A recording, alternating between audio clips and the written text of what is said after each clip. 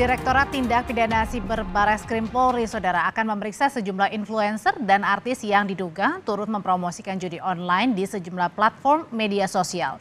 Dalam waktu dekat, aktris Wulan Guritno akan diklarifikasi soal dugaan promosi judi online. Menurut Dirtipid Siber Barreskrim, Wulan Guritno terdeteksi diduga telah mempromosikan judi online sejak tahun 2020. Barreskrim mengultimatum siapapun termasuk artis atau publik figur untuk berhenti mempromosikan judi online karena akan berhadapan dengan hukum.